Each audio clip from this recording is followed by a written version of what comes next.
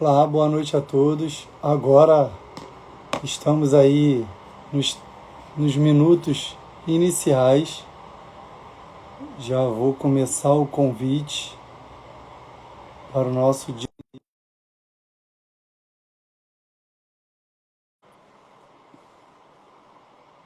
Boa noite a todos. Como acabei de chamar agora na chamada, sou o enfermeiro Leonardo Barros. A gente está hoje para poder falar sobre a saúde da mulher, né, nesse Outubro Rosa. Nós convidamos professor, doutor Antônio Braga Filho para essa live de hoje, para falar sobre a prevenção, diagnóstico precoce, tratamento, acompanhamento, possibilidades e, mais do que tudo, a promoção em saúde da mulher, a educação em saúde para a mulher, né? Então, já o convidei, ele já tinha entrado na live anteriormente, mas agora a gente está dando tempo para vocês entrarem também. Então, venham conosco, estejam prontos para muito conhecimento, compartilhem, façam bastante perguntas, peço ajuda a Tainá, peço ajuda a Juliana, peço ajuda a todos aí para trazer bastante pergunta, para que a gente possa interagir, para que seja um bate-papo digno de um Outubro Rosa, com a dimensão das novidades tecnológicas, científicas, quanto a esse tema tão relevante para a saúde da mulher. Agradecer os diretores, a todos que participam para que exista essa live. A gente está na cor propícia, né? A cor lilás, então a cor rosa. A gente vai contar um pouquinho da história, do porquê dessa cor, do que ela significa, como que isso começou, para que a gente possa estarmos a falar sobre um tema tão relevante, tão importante nesse Outubro Rosa. Então, que a gente possa sempre estar buscando a prevenção e o diagnóstico precoce. Eu estava fazendo algumas perguntas durante a chamada, o porquê, né, hoje se fala tanto na mamografia, o porquê hoje se fala tanto que o autoexame é algo tão importante, mas que sozinho ele não consegue, né, fazer o diagnóstico preciso. Vou deixar essa resposta para daqui a pouco o professor responder a todos nós. Compartilhem, curtem, interajam, venham com as perguntas que eu vou lendo uma a uma. A gente vai ter a apresentação e a cada pergunta, a cada possibilidade, eu vou estar levando para o conhecimento desse renomado professor Antônio Rodrigues Braga Neto. Então, uma grande honra para que possamos fazermos uma live digna desse momento, o momento do Outubro Rosa.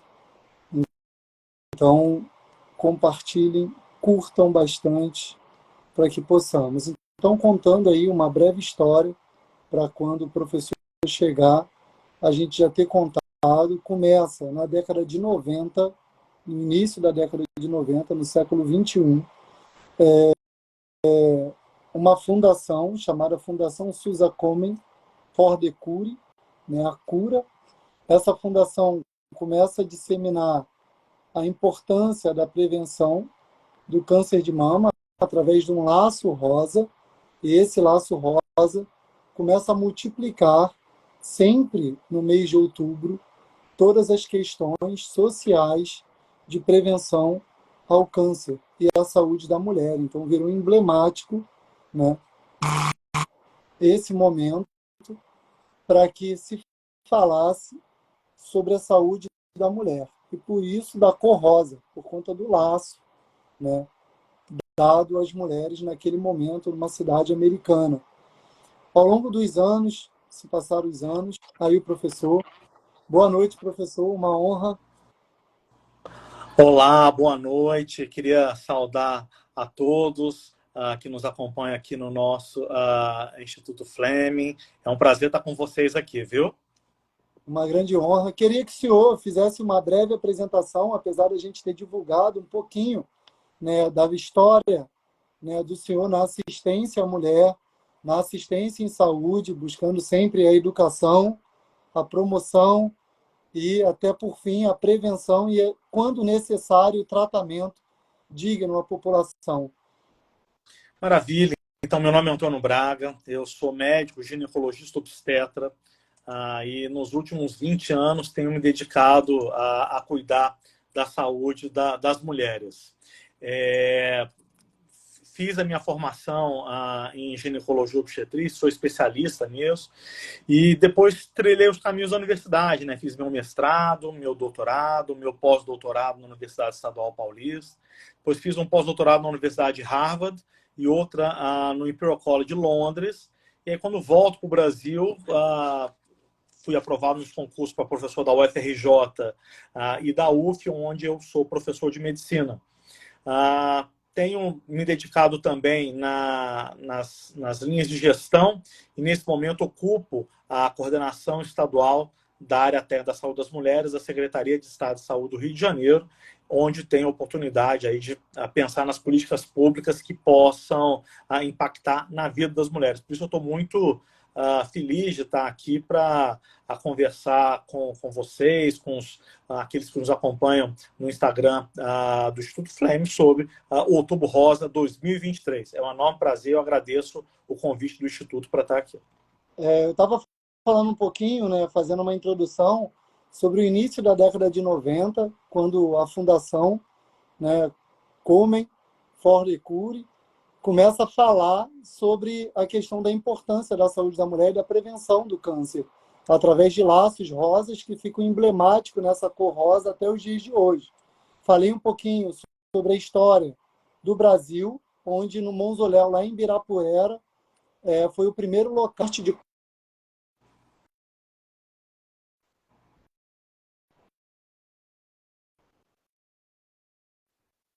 do mausoléu, né, através dessa cor rosa. Então foi em São Paulo, em Ibirapuera, no Ibirapuera. Em 2008, o Cristo Redentor também se pintou de rosa. Hoje, né, após esses anos, de quase 2 décadas depois, todos os locais nesse Outubro Rosa têm a coloração digna e específica através dessa prevenção. Quando a gente fala de prevenção, doutor, a gente começa a pensar no autoexame, que foi muito disseminado durante muito tempo, né? Lembrando que aqui a gente vai falar desde a história, como a gente já começou, até os dias atuais. Então, trazendo isso, o primeiro grande, né, incentivo foi no autoexame da mama. E hoje a gente já tem algumas outras explicações para esse diagnóstico precoce, por conta do tamanho. Queria que o senhor pudesse falar um pouquinho do porquê hoje não se enfatiza nas redes sociais, porque pode ser dúvida de muita gente, o autoexame como outrora, como antes já foi enfatizado. Leonardo, me chame de você. Então, mais uma vez, a alegria de estar aqui com vocês, né?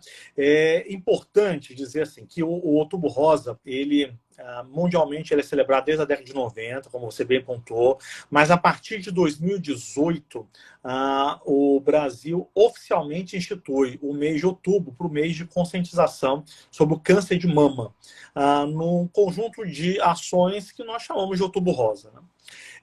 Nesse mês de outubro, os monumentos, os prédios oficiais, as grandes construções das cidades, eles são iluminados de rosa para nos lembrar do principal câncer que acomete as nossas mulheres quando você tira os cânceres de pele, que é o câncer de mama. Então, só para você ter ideia, Leonardo, só em 2023 o INCA está estimando 10.290 novos casos de mama no estado do Rio de Janeiro. Então, por isso que é essencial a gente falar de estratégias de prevenção para a doença, né? E é claro, assim, lá atrás, né, numa perspectiva histórica, a gente falava muito do autoexame de mama como política pública para a detecção precoce do câncer de mama. E eu não tenho dúvida que o autoexame de mama, ele é capaz de detectar alterações na mama, como caroços, como áreas de vermelhidão, como alteração no formato da mama. Às vezes o bico do peito ele fica mais para dentro, às vezes sai um líquido do bico do peito, tipo água de rocha, um líquido tipo sangue. E esses todos são sinais de que pode haver alguma alteração na mama, inclusive câncer de mama. Porém, Leonardo, quando as mulheres procuravam os médicos com essas alterações na mama, o prognóstico, o que é isso? A chance delas ficarem curadas já era muito pequena. E quase todas elas precisavam de uma cirurgia mutiladora, que é a cirurgia de retirada das mamas, que nós chamamos de mastectomia. E aí, o que os estudos começaram a mostrar? Que se a gente queria mudar a história dessas mulheres, que nós precisávamos ter uma outra estratégia de rastreio populacional, ou seja, um exame que pudesse ser oferecido para todas as mulheres, no momento mais apropriado para diagnosticar precocemente o câncer de mama, para mudar o desfecho. Basicamente, dois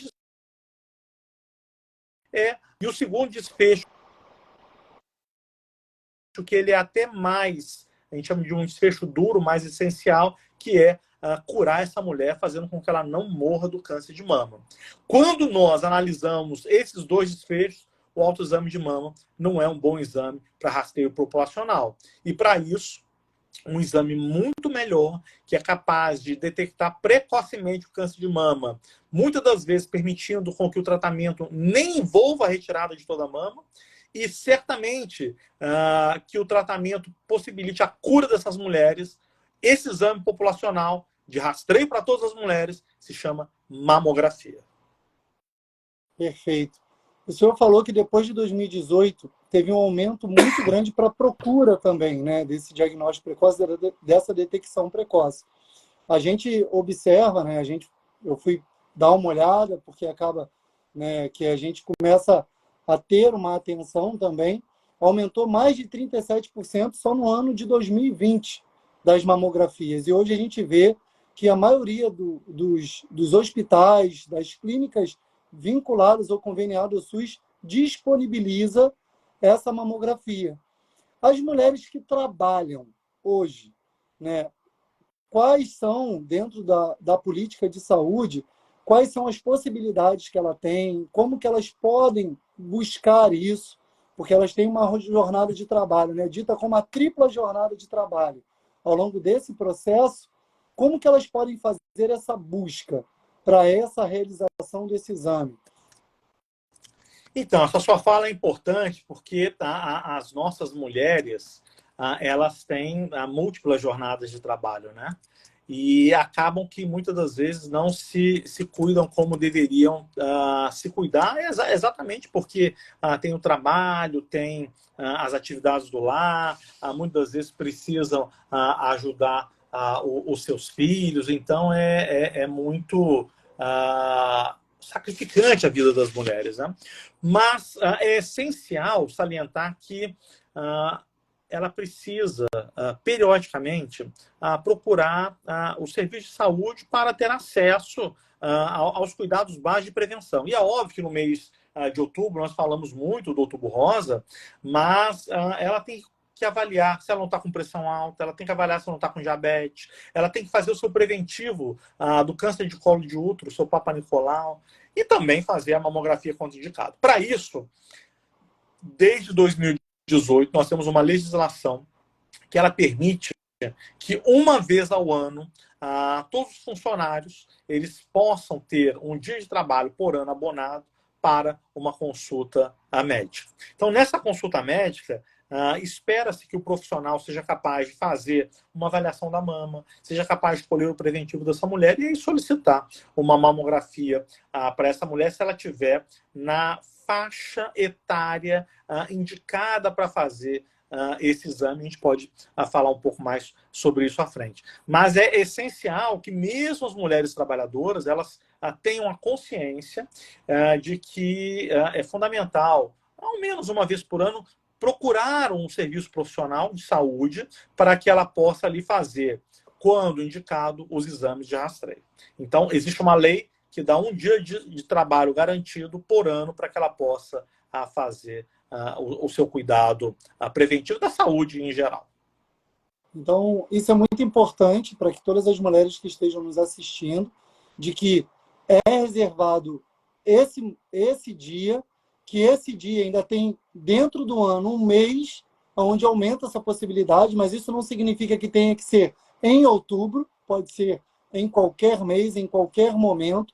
O Outubro Rosa vem para enfatizar essa importância, como você já falou, né? De vez em quando eu posso chamar de senhor, mas assim, vou começar a chamar de você. É claro.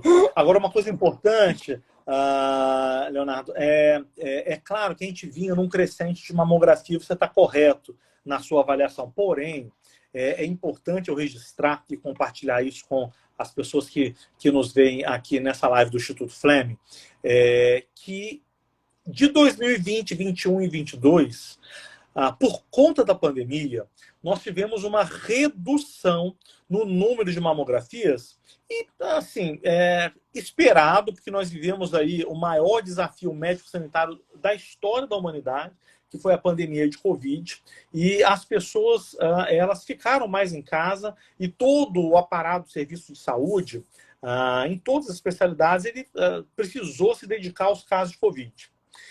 Só para você ter uma ideia, né?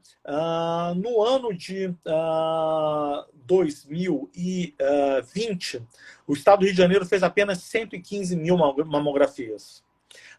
Em 2022, nós já fizemos quase o dobro, 206 mil mamografias. O que eu quero te dizer com isso? Quero te dizer com isso que um conjunto de mulheres deixou de fazer suas mamografias nos anos de 2020 e 2021, que foi o pior momento da pandemia. Então, é para essas mulheres que estão aqui nos assistindo nessa live no Instituto Beneficente Fleming, que eu gostaria de me dirigir. Muitas das vezes, não apenas essas mulheres que nos veem, mas as suas mães, as suas tias, as suas avós, que por causa da pandemia não fizeram a mamografia, que procurem as unidades de atenção primária dos seus municípios, a clínica da família do seu território, para que elas possam, numa consulta médica, ter o seu pedido de mamografia feito. Hoje nós temos diversos serviços públicos ligados ao SUS e eu posso falar para você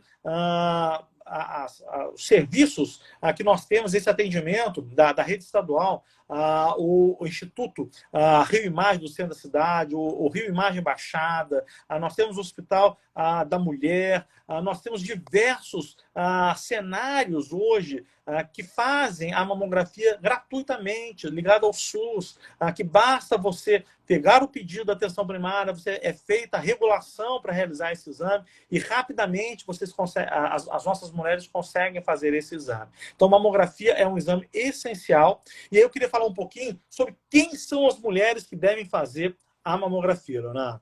São mulheres a partir dos 50 anos de idade, e, no mínimo, até os 69 anos de idade. E, para além disso, ela deve ser feita a cada 2 anos. Você vai falar assim, puxa, Antônio, mas eu sei que muita gente faz mamografia a partir dos 40 anos de idade. Hoje, nós temos diversos países do mundo que mantêm a recomendação de fazer mamografia a partir dos 50 anos e outros que já começaram a incorporar a mamografia de rotina, a gente chama de mamografia de rastreio, a partir dos 40 anos de idade. Então, nesse momento, onde eu ainda tenho uma baixa adesão de mulheres entre 50 e 69 anos fazendo mamografia, é essencial que eu foque nesse público os exames de mamografia de rastreio. Eu não estou dizendo que uma mulher de 40 anos não pode fazer mamografia. Se ela for numa consulta médica, esse médico avaliar uma alteração na mama dela que justifique uma mamografia, ele pode pedir a mamografia, essa mamografia vai ser feita gratuitamente pelo SUS. Mas se a mulher não sente nada, e se não há nenhuma alteração da mama, o Ministério da Saúde do Brasil mantém a recomendação que é liberada pelo Instituto Nacional do Câncer, pelo INCA, de fazer as mamografias anos, a partir dos 50 anos, até 69 anos. Um outro ponto importante, hoje, com o aumento da expectativa de vida das mulheres, pode ser que seja necessário estender um pouco mais a mamografia para além dos 69 anos. Hoje as mulheres com 69 anos estão aí super bem, trabalhando e com a expectativa de viver aí até 80, 90 anos de idade. Então, pode ser que no futuro essas recomendações elas sejam atualizadas. Hoje, eu já me dou por muito satisfeito se todas as mulheres, a cada 2 anos, entre 50 e 69 anos de idade, fizerem a sua mamografia de rotina, de rastreio. E dentro dessa periodicidade, professor, a gente tem a possibilidade de também fazer o rastreio de outros tipos de câncer.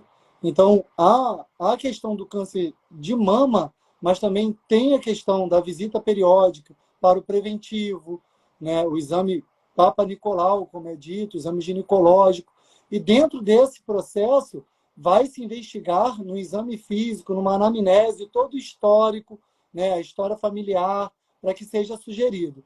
Você estava falando também sobre a questão das clínicas, né? Dos hospitais. Tem hospital que não pede nem que leve o exame, o pedido, faz na hora lá, né? Eu trabalhei no Hospital da Mulher, o Hospital da Mulher é um desses locais que, se chegar, tem a regulação, tem a clínica que às vezes está muito afastado, mas um dos locais que tem. Hoje, o Rio Imagem, tanto Baixada quanto Centro, está fazendo exame e chamando pessoas para aumentar esse número de diagnóstico, para a detecção precoce desse rastreio.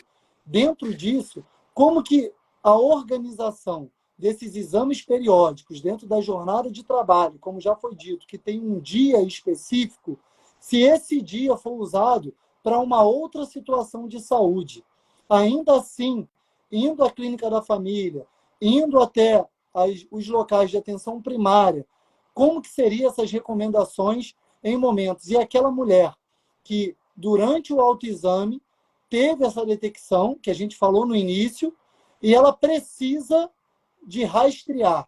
É a atenção primária, é através da regulação? Como que funcionaria esse processo dentro da atenção, né, em saúde do nosso estado? Não, maravilha. Então, idealmente, uma vez por ano, todas as mulheres devem procurar uma consulta médica para avaliar como está a sua saúde. Aqui, Leonardo, eu queria trazer um pouco da perspectiva que saúde é muito mais do que a ausência de doença, mas é um conjunto intrincado de bem-estar biopsicossocial. E aí, é claro, quando você vai numa consulta médica, o médico ele deve avaliar não apenas se ele tem um problema de mama, mas ele deve avaliar, por exemplo, fatores de risco para o câncer de mama. Tem alguns fatores de risco que a gente não consegue mudar. Por exemplo, o principal fator de risco para o câncer de mama é ter mais de 50 anos de idade. Então, o único jeito de eu não ter esse fator de risco é morrer antes dos 50 anos. Como ninguém quer morrer jovem, nossas mulheres vão ter, ao avançar da idade, um aumento do risco para câncer de mama. Mas um outro fator de risco importante para o câncer de mama é obesidade. Então, se eu vou numa consulta médica e o médico faz uma avaliação do meu peso, da minha altura e constata que eu tenho obesidade, ele pode já ali promover orientações de nutrição, de dietética, de práticas de atividade física para você controlar o peso. Duas outras associações, uma mais forte, que é o consumo de bebidas alcoólicas, e outra menos forte, que é o tabagismo, que, embora não esteja assim, claramente associado com o câncer de mama, está associado com inúmeros outros cânceres. Numa avaliação médica, você pode ter observação de fator de risco e você pode orientar para que pare o consumo de álcool exagerado e pare por completo o tabagismo. Existem alguns fatores de risco também que você pode mapear nessa consulta. Por exemplo, meninas que menstruaram com menos de 12 anos de idade. Ou mulheres que continuaram menstruando até além dos 55 anos de idade. São fatores de risco para câncer de mama. Uma outra coisa importante, diminui a chance do câncer de mama amamentar os seus filhos. Então, por ocasião da vida reprodutiva da mulher, aquela mulher que vai dar à luz, ela, para além de todos os já conhecidos benefícios do aleitamento materno para o bebê, para a criação de vínculo, para transporte de imunoglobulinas, que são os anticorpos naturais dos bebezinhos, saber que a mulher que amamenta, ela tem menos chance de ter câncer de mama no futuro. Um outro ponto importante, e aí é um ponto polêmico, mulheres que têm o seu primeiro filho com mais de 30 anos de idade têm maior chance de ter câncer de mama. O ideal é que as nossas mulheres pudessem engravidar mais cedo. Mas como hoje uma moça de 20, 25, 28 anos de idade vai engravidar, ela recém acabou a faculdade, ela está entrando no mercado de trabalho, ela não tem nenhum parceiro, ela quer primeiro comprar a tua casa, se estabelecer um emprego, ter uma boa relação, e aí vai pensar em engravidar aos 35 anos de idade. Mas é importante saber que a biologia, aquilo que determina o nosso bem-estar no corpo, ele é implacável. Isso é um fator disso conhecido. Então, não estou dizendo para engravidar cedo, mas quando engravidando mais tarde, sabe que tem que ter mais cuidado com o câncer de mama. Um outro ponto importante que a gente avalia nessa consulta anual é em relação à terapia de reposição hormonal. Isso na década de 2000, estava muito em voga, né, a reposição de hormônios para fazer o que a época se chamava a juventude da mulher para sempre. A mulher ficava jovem, eu não tenho dúvida nenhuma que a reposição hormonal ela traz benefícios para as nossas mulheres, mas aumenta o risco de câncer de mama. Por isso que aquelas mulheres que decidirem fazer a reposição hormonal, elas precisam primeiro escolher bem os medicamentos que vai utilizar. Porque tem medicamentos que trazem menos risco de câncer de mama do que outros. E o segundo, fazer um bom acompanhamento para ver se tem alguma alteração na sua mama. Por fim, uma questão importante em relação ao câncer de mama é a história familiar de câncer de mama.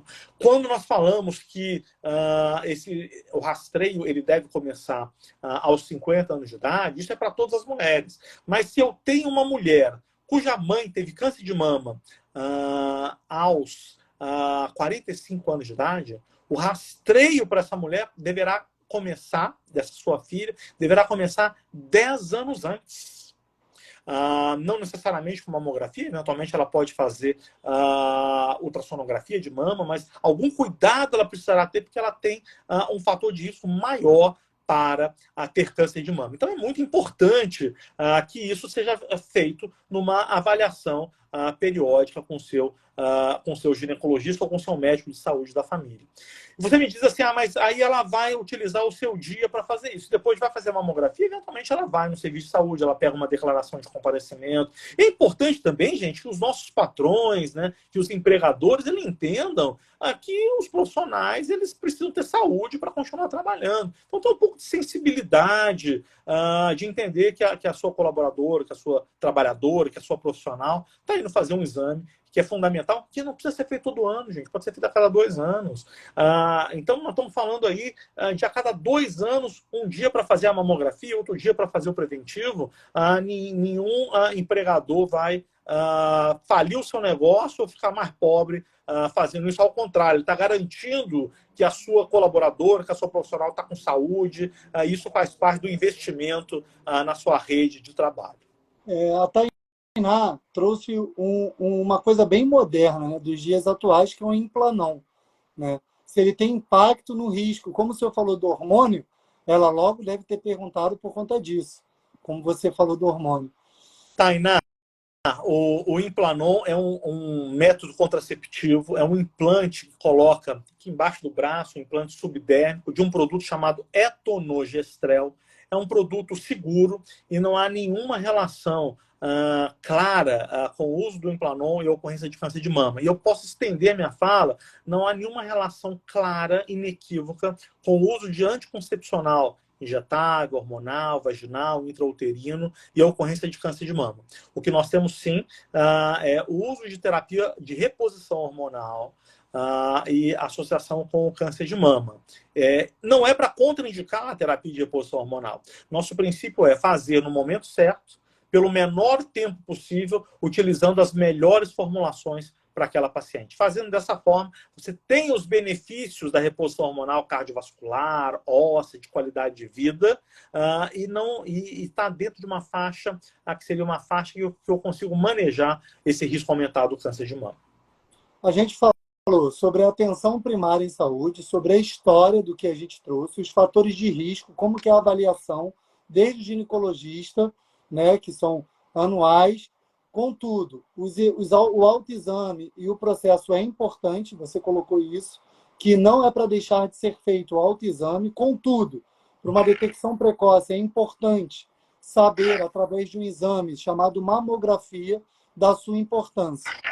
Quando se tem o exame de mamografia e se vai buscar o resultado desse exame, quais são as características, como que é o pensamento, visto que você também falou sobre o que é saúde, que o fato de não ser detectado nada não significa que aqueles 2 anos se tornem 4 anos, se tornem 3 anos, até por conta do planejamento familiar. Muitas mulheres ficam preocupadas nesse momento do Outubro Rosa, e mesmo inferior a essa idade, de 40, 50 anos, buscam fazer essa mamografia e ficam tensas, estressadas, ansiosas, nervosas, e isso pode gerar algumas outras complicações, até para a saúde dessa mulher. Claro. Então é importante, gente, assim, minha mãe, quando vai fazer a mamografia, fica, meu Deus, o que será que vai vir, mãezinha? Se Deus quiser, não vai vir nada, mas se vier alguma coisa, nós estamos diagnosticando no início, vai dar tudo certo, então não tem que se preocupar porque está fazendo o exame, ao contrário, tem que saber que você está tendo a maior atitude de cuidado com a sua saúde, com o seu corpo, com a sua família, enfim.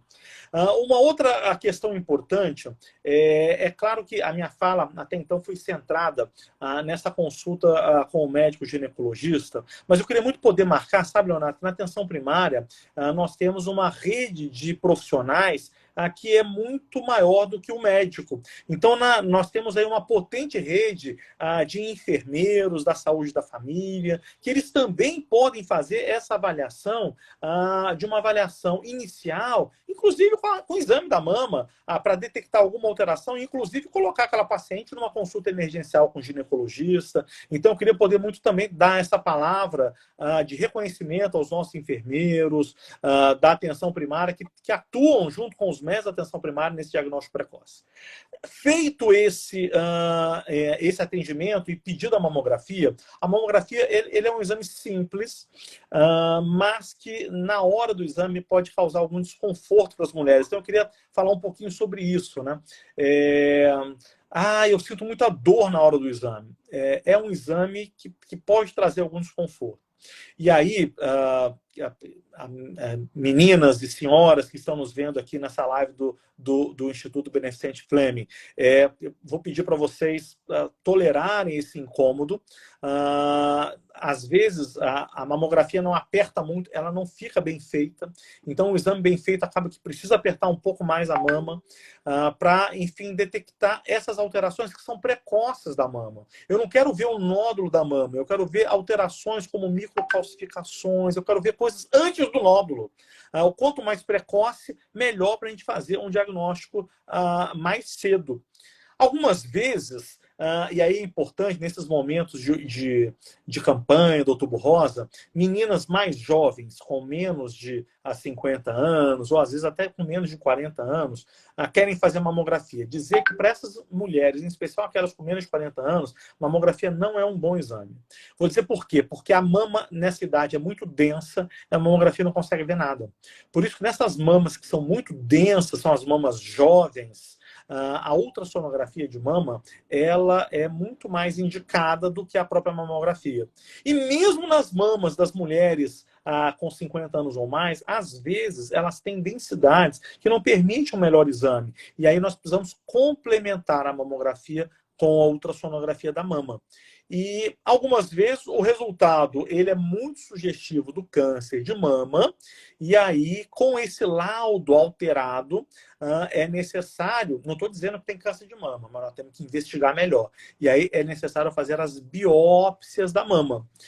Biópsias um pouco desconfortáveis, posso dizer até um pouco dolorosas, a gente faz um pouquinho de anestesia para diminuir o incômodo na hora dessa biópsia, mas temos que fazer aí essa biópsia, faz essa punção e você retira um pedacinho daquela região e manda para estudo. E nessa região você vai analisar se tem câncer de mama, qual é o tipo de câncer de mama, para fazer o planejamento do tratamento adequado para aquele câncer de mama. A Thaís está perguntando. Tive que fazer uma oforectomia com urgência, porém senti muita mudança. Eu posso estar fazendo alguma reposição hormonal que não me prejudique, pois minha mãe teve câncer de mama.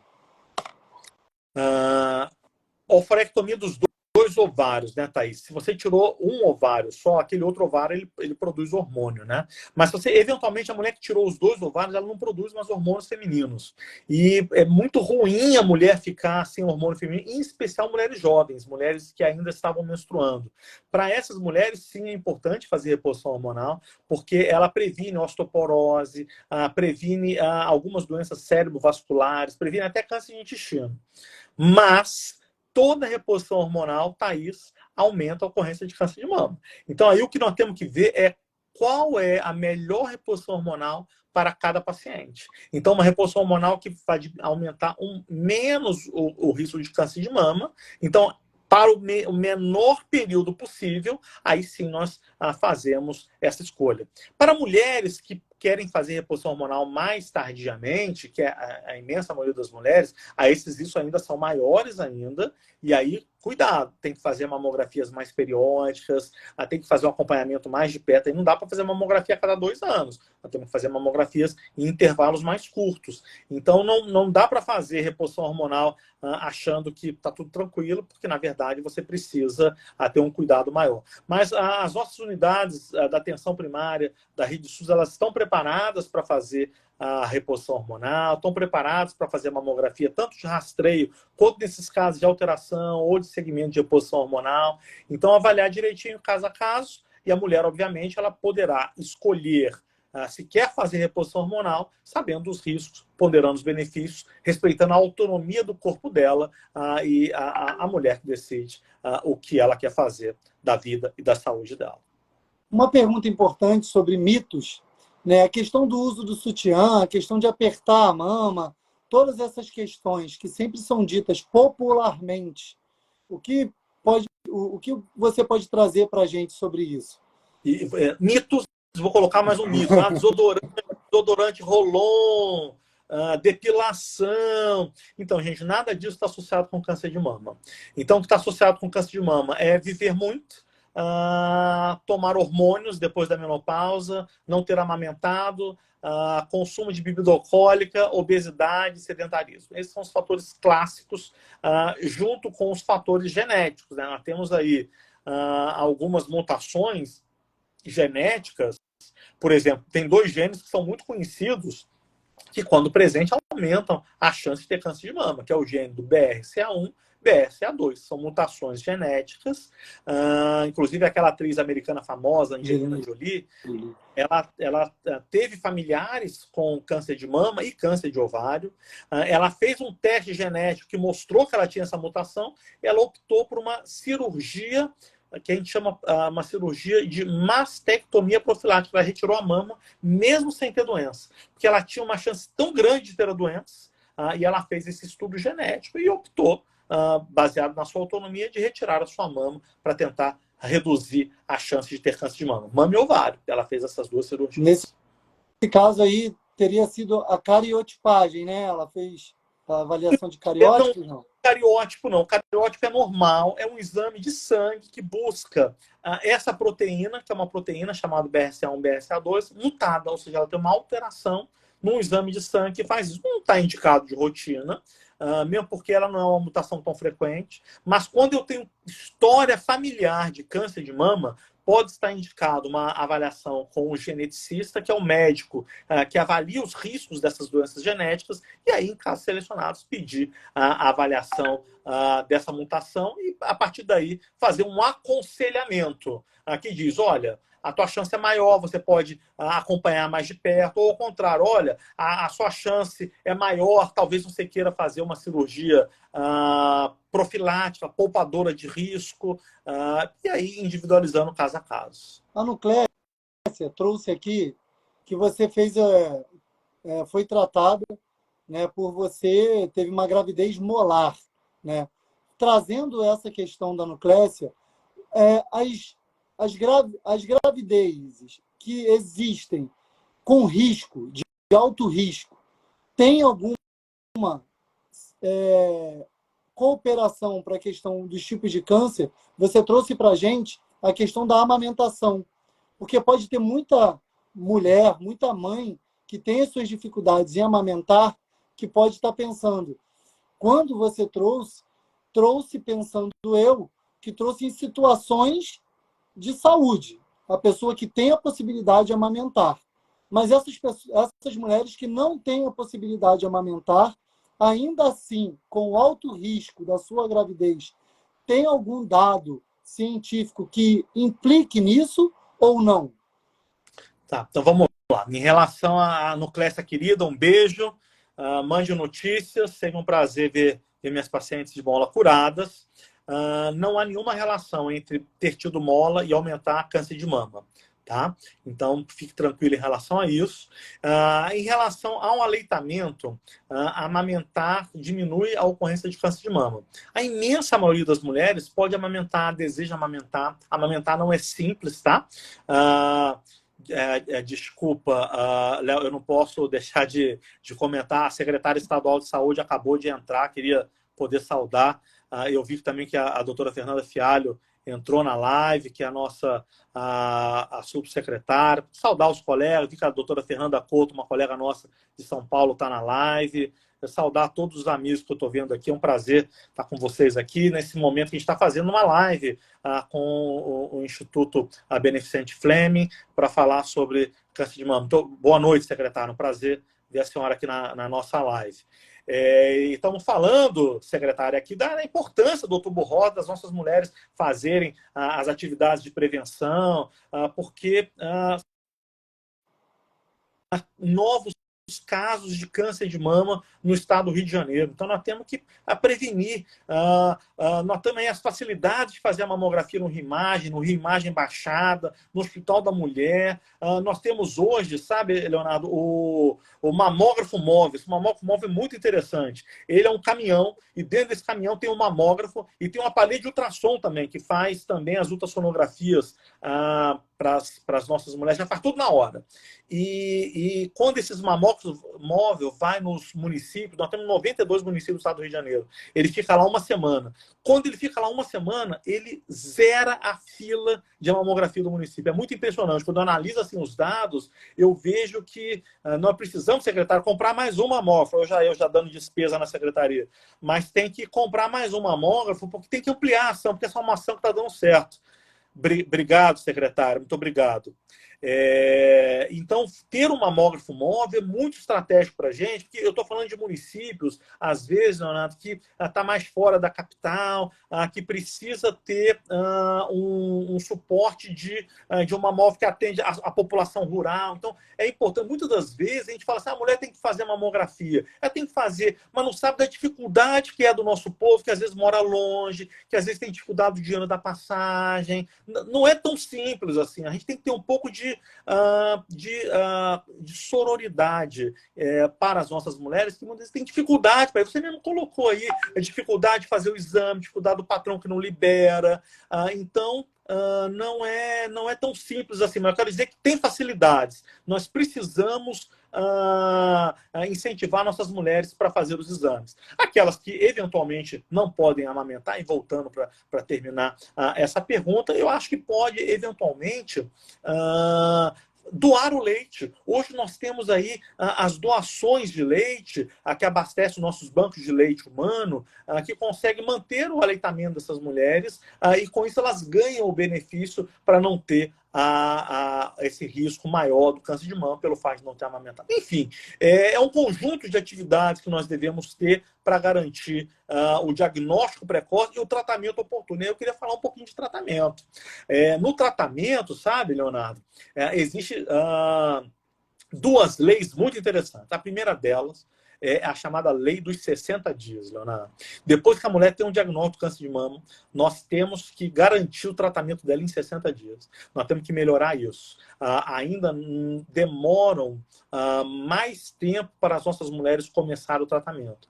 E aí nós, que somos gestores, nós temos que trabalhar para conseguir mais vagas, para conseguir que as mulheres não demorem tanto tempo para começar o tratamento. 60 dias, para quem está com câncer de mama, já é tempo até demais. Então, imagina se eu tenho hoje um número que ainda é menor de mulheres que chegam nesses primeiros 60 dias. Então, nós temos que trabalhar para garantir isso. É cumprimento de lei. E a segunda lei que nós temos que fazer cumprir é a da reconstrução imediata da mama. Hoje, a mulher faz a mastectomia quando está indicada e ela já tem o direito de sair, quando clinicamente possível, já sair com a mama reconstruída. E não é só a mama, não, tá? Ela sai com a prótese e já sai com uma tatuagem que repete o bico do peito e a areola, que é aquela areazinha mais escurecida na mama. Então, é uma lei, e nós temos que garantir isso para as nossas mulheres, porque a mulher sabe que a mama está ligada à feminilidade, está ligada à sua autoestima. Então, sair sem uma mama é triste para as mulheres. Então, nós já devemos garantir minimamente que ela já saia, quando clinicamente possível, já com a sua prótese, já com a sua mama reconstituída, ela vai se sentir menos mutilada, ela vai chegar em casa, ela vai ser olhada de uma forma carinhosa, independente, tá? Eu acho que o marido, o parceiro, a parceria tem que olhar de todo o suporte para nós. Você sabe, tem gente que tem uma cabeça pequena, que tem uma cabeça que é atrasada, e então, até para a própria mulher saber que ela está com a mama reconstruída já é um conforto, e nós temos que garantir isso, porque isso é lei. Professor, você falou agora, eu lembrei, eu montei um ambulatório de curativo oncológico uma época aí. E a importância do curativo oncológico, quantas mulheres a gente vê colocando fralda, causando infecção naquela mama por conta da detecção tardia, né, como você trouxe. Então, lembrei da importância também dos ambulatórios de curativo oncológico, né, de todos os profissionais, porque é uma equipe realmente multiprofissional e interdisciplinar que trabalha em conjunto. A Juliana trouxe uma pergunta muito interessante que tem a ver com a questão hormonal também. Sabemos que o câncer de mama também atinge homens. No caso da população LGBT, que realiza tratamento hormonal, também potencializa o risco do câncer de mama? Resposta sim. Hoje nós temos que ter um olhar integral para a saúde da população LGBTQIA+. Isso é essencial para, enfim, oferecer o que eles precisam em relação às suas necessidades. Só um instantinho, Léo, para pegar aqui que meu carregador vai acabar aqui. Eu faço pouca live, eu tenho que aprender a fazer mais live. Vamos chamar mais vezes, vamos chamar mais vezes. Está escutando, né? IBF, vamos chamá-los mais vezes. Eu não podia fazer a live pelo celular ou pelo computador. Se eu virar aqui o celular, tem problema não, né? Tem que colocar de outro jeito. Tenho que colocar de outro jeito? Tem. Vê um espacinho aí. Não, o contrário ainda. Tem que ficar ao assim. Vivo, professor. Ao vivo tem disso. Tranquilo. E muito boas informações. Não, peço desculpas aí por isso. Mas vamos lá. População que usa hormônio, tanto hormônio da reposição hormonal, tanto hormônio para a transição hormonal, pode aumentar o risco de câncer de mama. Então, veja que nós temos que ter um olhar singular para as pessoas, sejam elas mulheres trans, sejam elas homens trans. Nós precisamos cuidar das pessoas. Então, é óbvio que tem uma chance maior e nós vamos cuidar, porque o nosso objetivo é respeitar a individualidade das pessoas e oferecer a elas todo o cuidado que elas precisam para garantir saúde e saúde em plenitude. Pessoal, quem tiver mais perguntas, façam as perguntas. A gente já está fazendo 1 hora quase de live. As perguntas foram fluindo. Lembrando que a live é sobre a saúde da mulher na sociedade moderna, né, nessa tripla jornada de trabalho. O professor trouxe para a gente todo o conteúdo histórico desde o início da década de 90, quanto à questão da saúde da mulher, até os anos 2018, 2020, que a gente veio de uma pandemia, que a gente precisa alcançar e alavancar ainda mais os exames e a detecção precoce, né? O câncer ainda mata muitas mulheres. O nosso estado é enorme. Ele trouxe a importância dos mamógrafos. Mais uma vez, muito obrigado pela presença de todos os profissionais de saúde, da secretária, da subsecretária. Muito grato por estarem presentes aqui. A importância da equipe multidisciplinar, o professor citou a importância na atenção primária, da enfermagem, da consulta de enfermagem, nesse processo de diagnóstico.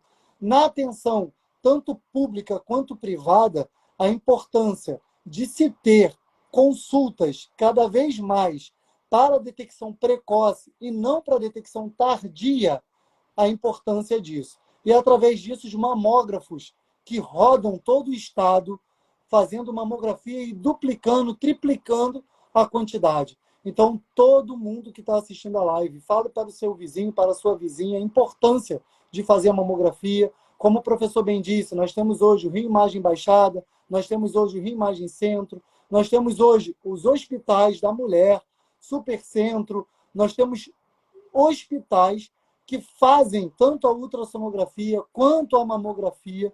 A recomendação do profissional de saúde é de extrema importância. As consultas médicas periódicas, quando eu digo consultas médicas, é com profissionais de saúde, porque um profissional recomenda o outro, um profissional dá parecer para o outro. Pode ter certeza, nós não disputamos o atendimento entre a gente, isso daí é para promoção à saúde, educação à saúde de toda a população. Dentro disso, quanto ao tratamento, a pessoa que iniciou esse tratamento, você falou da biópsia, falou da questão das importantes formas de tratamento. Quanto a pessoa que descobre que terá que fazer o procedimento e o processo de quimioterapia ou de radioterapia, todo esse processo. Pode ter alguém nessa live que tem um familiar, que tem alguém aqui na live também que pode ter passado por esse processo. A saúde, como bem disse, é um completo bem-estar. Muitas vezes, o diagnóstico daquela patologia com a questão precoce faz com que você tenha o diagnóstico, mas você mantenha seu lazer, mantenha suas atividades diárias. Os hospitais têm todo um processo de humanização, de acolhimento para isso. Aí queria que o professor trouxesse também essa questão, a descoberta, né? Esse acolhimento. A gente tem uma sala, né, no Hospital da Mulher, por exemplo, que é uma sala de acolhimento familiar. E esse acolhimento feito pelo profissional de saúde, pela equipe de psicologia, pelo serviço social, pela enfermagem, pelos médicos, pela fisioterapia, faz todo sentido. O que você pode trazer para a gente quanto à questão dessa descoberta, de fazer esse tratamento? Esse tratamento muitas vezes demora, né? É recomendado a avaliação periódica, presencialmente. Como que é feito isso? Não, maravilha. Aqui é uma coisa bem interessante. Quando nós fazemos o diagnóstico precoce, às vezes nem a retirada da mama precisa ser feita. Olha que legal. A gente faz uma cirurgia que você retira só uma partezinha da mama, a gente chama de quadrantectomia, e você consegue manter a mama da paciente com ótimo resultado estético. Isso porque o diagnóstico foi precoce. Então, até nisso é uma vantagem do diagnóstico precoce. Claro que quando eu não retiro a mama, na imensa maioria das vezes, preciso fazer quimio-radioterapia. Hoje, esquemas muito bem tolerados, nós temos aí tratamentos para minimizar aquela ideia que a gente tinha do passado da quimioterapia de vomitar muito. Hoje tem até umas touquinhas de frio para tentar diminuir um pouco a queda de cabelo. Mas, enfim, mesmo o cabelo que cai, o cabelo nasce depois de novo, gente. O importante é manter a saúde, é ficar bem. Algumas vezes, e aí nos casos que são mais extensos, é preciso que essa cirurgia retire também os gânglios que ficam debaixo do braço, na axila. A gente chama isso de esvaziamento axilar ou de linfadenectomia axilar. Nesses casos, nós temos aí o papel muito importante das fisioterapeutas para fazer a drenagem linfática, para evitar o inchaço da mão, o linfedema daquelas mulheres que fizeram o esvaziamento da axila. Mas o que eu quero dizer para vocês é que nós temos hoje inúmeras estratégias que tornam o tratamento muito bem tolerado, que tornam o tratamento mais ameno. É claro que ninguém quer passar por isso. Então, para não passar por isso, vamos fazer periodicamente os exames de rastreio, como a mamografia, mas hoje eu digo com absoluta certeza, se você, mulher, que está nos assistindo nessa live do Instituto Beneficente Fleming, se tiver uma mamografia que sugira um câncer de mama, ou se tiver um câncer de mama confirmado, a sua chance de cura é elevada. Então, não desanime, faça o seu tratamento direitinho, siga as recomendações dos profissionais, dos oncologistas, dos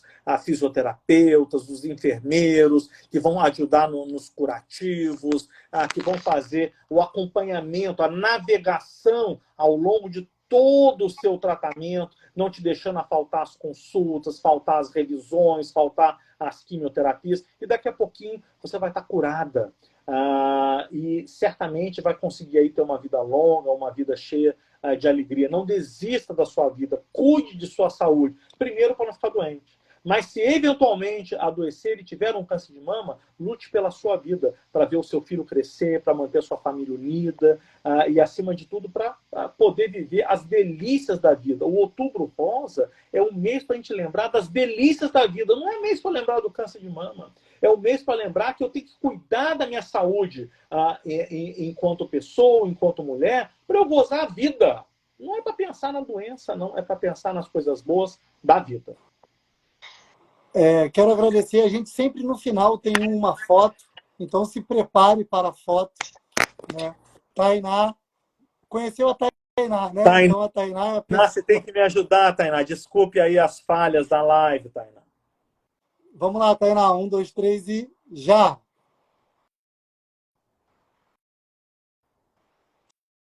Foi, Tainá? Deixa ela só falar.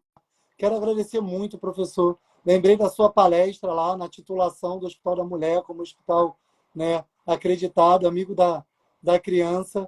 Né? Foi uma aula enorme, uma honra muito grande, muito grato pelo conhecimento que nos trouxe, pela importância da promoção em saúde, da educação em saúde, né, para essa população que precisa tanto dos profissionais, né, de todos os profissionais, mas de nós da área da saúde temos um relevante papel educacional e formador de uma nova cultura representacional na sociedade, de que a gente pode sim, através da educação, através da promoção, combater muitas outras situações, tanto sociais quanto econômicas, porque se a gente vive com saúde, a gente vive bem melhor.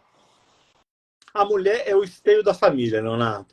Então, uma família com uma mulher com saúde é uma família que vai ficar unida, é uma família que esses filhos vão estar encaminhados. Então, é muito estratégico para a proteção social, cuidar da saúde das nossas mulheres. Por isso, eu insisto, convido a todas as mulheres nesse mês de outubro a cuidar de sua saúde, a fazer atividade física, a moderar no consumo de álcool, a cuidar do ganho de peso, a evitar o tabagismo. E aí, obviamente, fazer uma consulta com um profissional de saúde, colher o seu preventivo, fazer a sua mamografia, em especial se você tiver entre 50 e 69 anos. A Secretaria Estadual de Saúde, ela oferece esse atendimento, as prefeituras também oferecem no seu município. Procure a clínica da família, procure a unidade básica de saúde mais próxima da sua casa. Cuide da sua saúde, cuidar das mamas é um ato de amor. Muito obrigado, professor. Uma honra muito grande, como eu já tinha dito. Obrigado a toda a direção do IBF, que nos possibilitou essa live, todo mundo que nos ajuda, Tainá, Juliana, Rodrigo, Robson. Então, é toda uma equipe para que a gente esteja aqui nesse momento. Agradecer a todos que participaram da live. Agora entrou a Tânia Mara, que é uma enfermeira de um hospital, né, em Nova Iguaçu, que contribui muito, ela é formada em Libras. Agradeço muito. A gente falou sobre o autoexame também, já falamos da importância. A live vai ficar gravada no Instagram do Instituto e também no YouTube do Instituto.